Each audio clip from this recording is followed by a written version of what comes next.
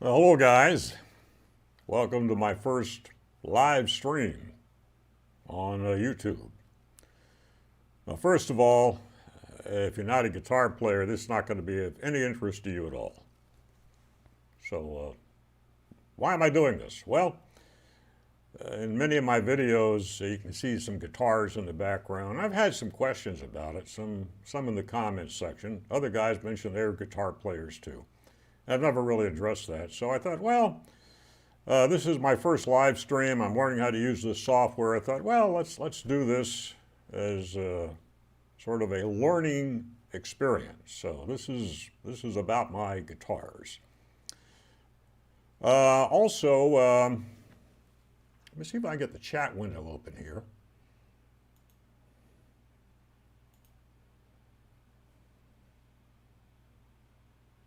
Yeah, so I'd like to see if that works. So if you don't mind, send me a chat, live chat. Don't know if I have this set up right, but you know, one of the reasons we're doing this to try to get all this working together. Anyway, let's get started. This is a traditional flamenco guitar. And it is made by a guy in Oregon named John Shelton. He calls his little business Shelton Ferretta. Ferretta is his wife. They work together on building these guitars. Very traditional flamenco style. This one here, spruce top, cypress back and sides, ebony fretboard, and this one just has the standard tuners on it. Now you might wonder, well, why don't you just go to a store and buy a guitar instead of, you know, having one or buying one that's been handmade? Well, with nylon string guitars, the factory-made guitars, the trebles, that's the G, B, and E strings, tend to be dead. They just don't sound good at all. But you get a good handmade guitar where the guy's carefully chosen, especially the top piece, and he planes it right down to the right depth and everything. It makes a world of difference. Now, in a factory type nylon string guitar, the G string is especially dead, but you can see here that it's there's the G string, B string, E. Very, very bright and loud, which is what you want with a good nylon string guitar. So what's the difference between a flamenco guitar and a typical nylon string classical guitar? Well, it's not quite as deep. It's a little thinner than a classical guitar.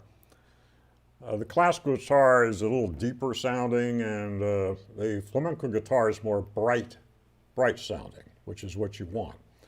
Now, can't you, okay, we do, it does look like, okay, chat's working.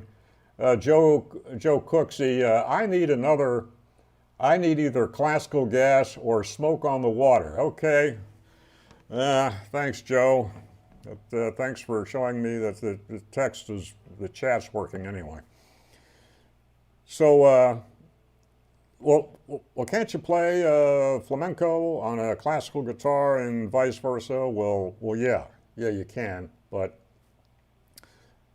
I think it's much better to play flamenco only on a flamenco guitar, and one of the reasons, besides the sound, which we just talked about, is that it has these tap plates on here to prevent damage to the finish, because with a flamenco guitar, what they call the golpe, which is striking the top of the guitar with this finger here, is a very important part of flamenco guitar. So it's kind of like, let's see.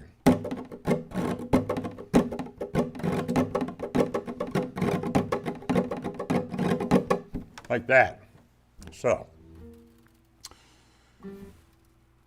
Anything else about this guitar? Well, and you can certainly play classical on a flamenco guitar, which some classical guitar players do. It works just fine.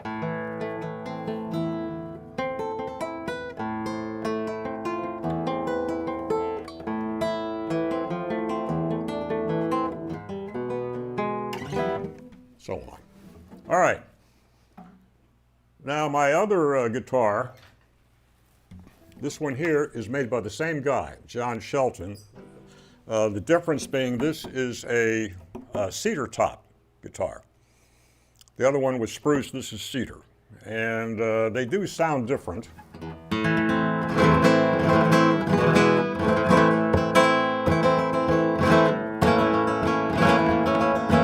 I think this one actually sounds better and has more tone, but I always, when I grab the guitar, that's the one, the spruce top's the one I always pick up. The neck is thinner, so it's a little easier to play.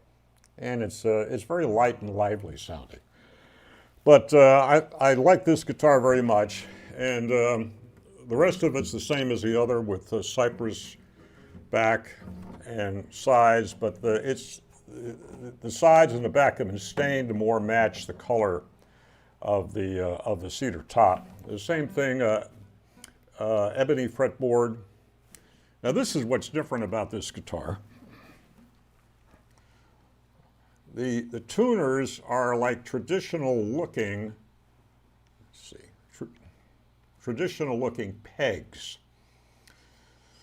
So in the authentic flamenco guitars of old, you didn't have tuned or geared pegs like we have today. They were just friction pegs. There was a hole in the headstock, and you have a wood peg just kind of shoved in there and held in place by friction. Well, these are geared. Some engineer came up with a geared tuner that looks just like the old-fashioned pegs. I don't especially like them, but they're very popular among flamenco guitar players now. I guess because they just look more authentic. So I think that's about it for these two. Now I have another one. Let me grab it here. This is a steel string guitar by a company called Tacoma, as in Tacoma, Washington. These were built in Tacoma, Washington, American-made guitars, but they went out of business. Fender bought them, tried to make a go of it, but didn't work. But these were great guitars. They really were. And I used to play in a little bluegrass band that I formed.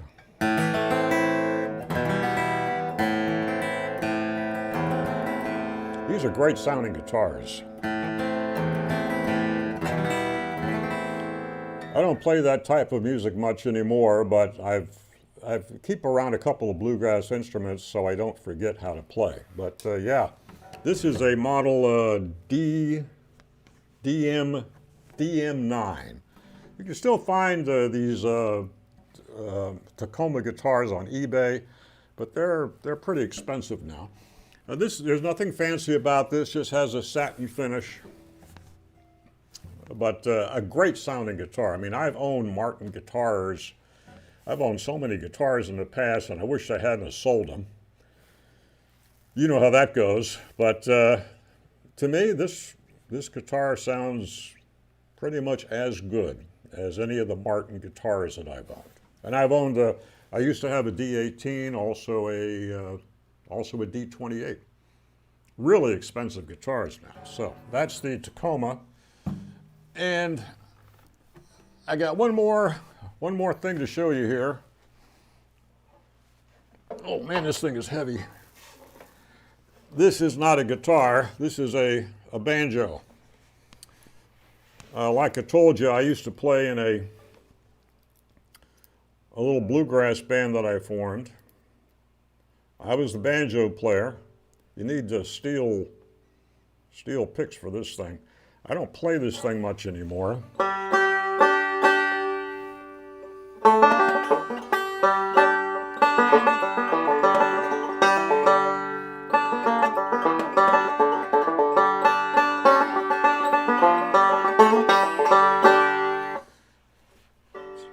So, but I keep this around so I don't forget how to play. Now this particular banjo is by a company called, what is it called? Recording King. And this is a model R35. And if you want a 5-string banjo, but you don't want to pay $5,000 or $6,000 for an American-made one, that's really good. These are Asian-made, but as you heard, this is a good sounding banjo. It's plenty loud, got a nice ring to it, because it has a big brass, what do they call it? Tone ring, which the head of the banjo is stretched over. And the tone ring is apparently made the same way that the Gibson Master tone rings were made. They call them pre-war banjos. And since it's made in China, they can make them the same way. I've read that they can make them the same way because they don't have the environmental laws there that they do here in the U.S. So this is all maple. And so again, it's the Recording King R35. And if you're looking for a really good sounding banjo, you don't want to pay a lot of money, I highly recommend these. All right, let me put this away.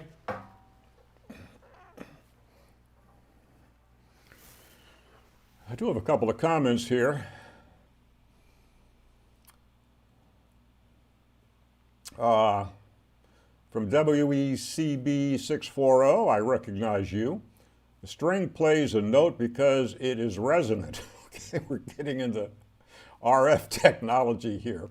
The pitch does not change if you pluck the middle or off center, or even the end, same as our antennas. I use as a demo prop in my class. You know, he's right. A musical instrument string has standing waves on it. That's how it works. All right, another one from, hey, Tim. Tim the Welshman is on. By the way, Tim, I'd like to do a live stream with you. What say you? Anyway, can you play MFJ flat? Well, I can, but as you know, Tim, if you get something from MFJ, you have to fix it first. And I haven't taken the time to do that yet. So, all right, guys, I think that's enough. Thanks for watching my first live stream, and I'll just wrap it up the way I do all the others. Consider subscribing to this channel, ring the bell for updates, and 73.